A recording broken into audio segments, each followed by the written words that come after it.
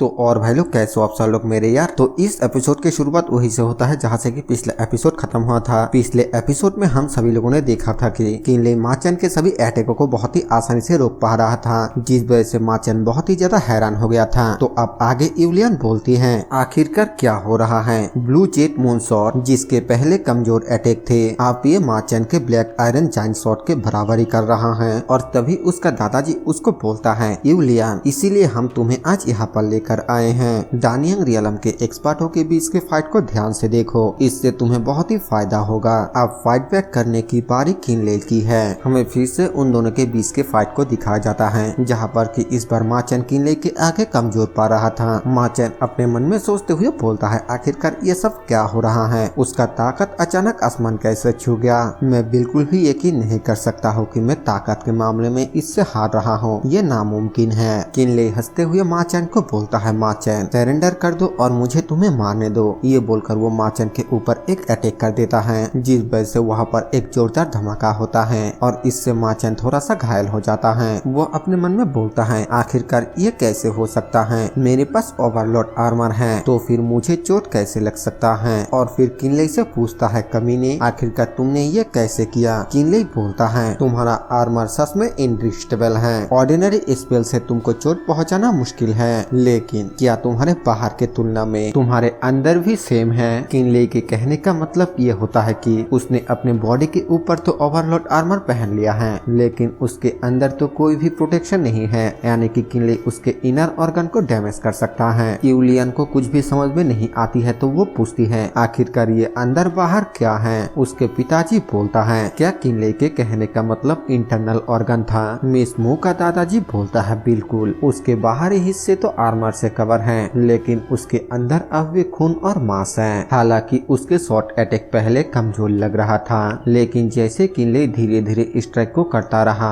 Overload armour का ताकत कम होता गया और वो धीरे धीरे माचन को इंटरनली डैमेज करता रहा। यूलियन बोलती है, अगर ऐसा है तब तो ये किनले के साथ भी होना चाहिए, क्योंकि माचन भी तो किनले के साथ बराबरी का टक्कर दे रहा था। मिस मू के पिताजी बोलता है, इसके पीछे जरूर से फूफेन फ्लैग होना चाहिए। यूलियन क्या तुमने गौर किया कि जब से किनले ने अपने फूफेन फ्लैग को बाहर निकाला, तब से उसने उसका साथ बिल्कुल भी नहीं छोड़ा और उसके ऊपर अटैक का भी कोई निशान नहीं है। पहले तो मुझे लगा कि वो इसका इस्तेमाल करके अपने तेजी को बढ़ा रहा था, लेकिन अब समझ में आ रहा है कि वो उन ब्लेड का इस्तेमाल करके खुद को बचाने की कोशिश कर रहा है। ये सब कुछ सुनकर सेकंड ब्रदर बहुत ही ज्यादा खुश होते हुए बोलता है, इसका मतलब ये है कि किनले का जीतना पक्का है ना। और तभी मिस मू के दादाजी अपने मन में बोलता है, गलत, ये अभी भी लड़ाई करने का एक लापरवाह तरीका है। हालांकि ओवरलोड आर्मर को तोड़ने का सिर्फ यही एक लौता रास्ता है, लेकिन अगर इस दौरान तुम पहले एग्जॉस्ट हो जाते हो तो फिर सब कुछ खत्म हो जाएगा।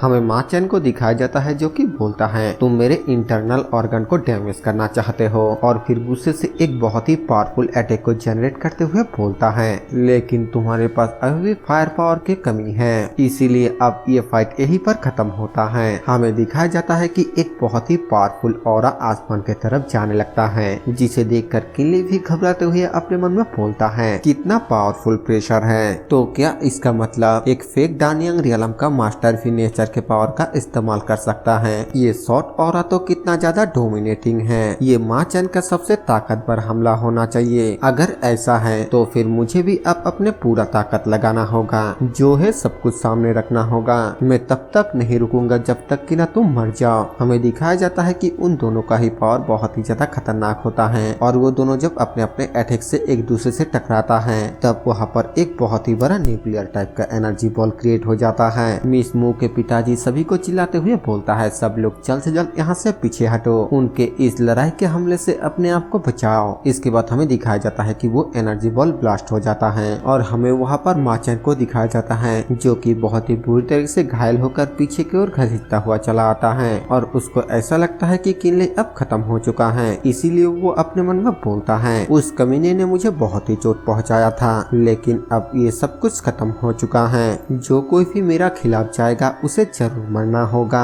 अब अगली बारी मू फैमिली का है। और तभी किनले खांसते हुए वहाँ से बाहर आने लगता है, जो देखकर माचन काफी ज्यादा हैरान हो जाता है। माचन बोलता है, नहीं ये तो नामुमकिन है, उस स्ट्राइक को कोई भी नहीं सह सकता। आखिरकार तुम हुए जिंदा कैसे हो। और तभी वो देखता है कि किनले अपने पास से एक पील को निकालता है, जिसे देखकर माचन बोलता है, प्योर जुआन की वाई पील, ये तो एक टॉप ग्रेड का पील है। क्या वो इसका इस्तेमाल करके अपने ताकत को वापस हासिल करना चाहता है। इस बच्चे के पास तो अब भी कुछ हिडन स्किल है। और फिर दोबारा से किनले की तरफ अटैक करने के लिए जाते हुए बोलता है, स्ट्रगल करना बंद करो और मर जाओ। किनले माचन के अटैक को ब्लॉक करते हुए बोलता है, माचन तुम इस लड़ाई को हार चुके हो, तुम मुझे उस मूव से नहीं मार सकते और इसका अंजाम ये होगा कि मेरे बिना कुछ किए ही तुम मारे जाओगे। माचन बोलता है, नामुमकिन नामुमकिन नामुमकिन, और उसके ऊपर लगातार अटैक करता रहता है। और तभी किनले उसके ऊपर एक पावरफुल अटैक कर देता है, जिस वजह से माचन का ओवरलोड आर्मर टूट जाता है और वो घसीटता हुआ पीछे की ओर चला जाता है। माचन बोलता है, मेरा स्पिरिचुअल एनर्जी खत्म हो चुका है और ओवरलोड आर्मर को मैं आप और बनाए नहीं रख सकता।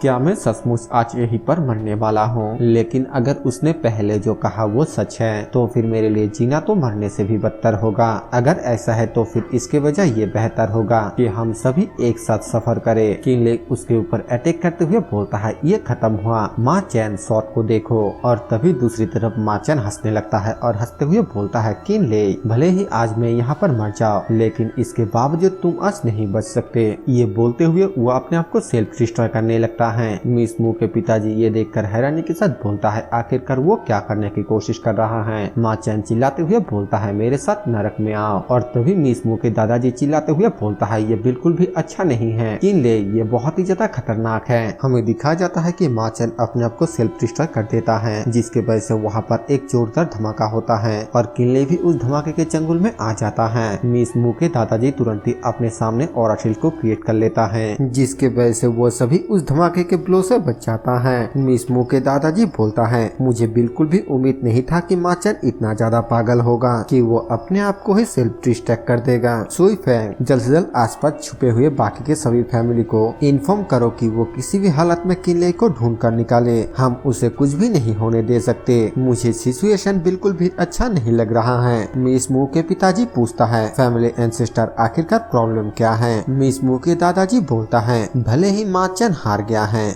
लेकिन इस बात की कोई भी गारंटी नहीं है कि कोई भी उसका तलाश नहीं करेगा। मिस मू पूछती है, क्या आपका कहने का मतलब माचन के पीछे जो ताकत है उसके बारे में है। मिस मू के दादाजी बोलता है, हाँ, चाहे वो माचन को ढूंढने वाले लोग हो या फिर हमें, हम सभी समय के अगेंस्ट भाग रहे हैं। अब ये इस बात पर डिपेंड करता है कि सबसे पहले किस साइड को खोजा जा सकता है। मिस मू किनले के लिए बहुत ही ज्यादा चिंता करने लगता है, जिसके बाद सीन चेंज होकर हमें बताया जाता है कि जैसे सर्च और रेस्क्यू शुरू हुआ, दो डार्नियंग रियलम के कल्टिवेटरों बीच की लड़ाई आखिरकार खत्म हुआ। किनले की जीत मू फैमिली के द्वारा क्लियरली देखा गया था और ब्लड अलायंस अपने लीडर को खो देने के बाद शांगयुआन शहर में मू फैमिली के पोजीशन को और खतरे में नहीं डाल सकता। इस तरह मू फैमिली ने लड़ाई के रूप मोड़ दिया है और आखिरकार सिर्फ वही जो जिंदा बचा है दुनिया के तारीफों का मजे ले सकता है। ये लड़ाई इतना ज्यादा खतरनाक था कि इसने झाओ किंगडम के सभी कल्टिवेटरों को चिंता में डाल दिया था